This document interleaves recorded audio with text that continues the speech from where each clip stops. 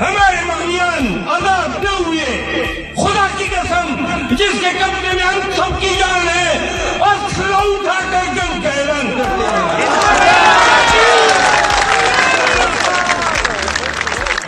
जिसको माने चल रहा है, सुनो तुम सब लोग, मरवत बेटनी वजीर मसूद खजक जो इस धरती की आबाद है, जुमेरात के दिन 10 बजे घर में अगर असला नहीं है तो कुरान उठा के आना है।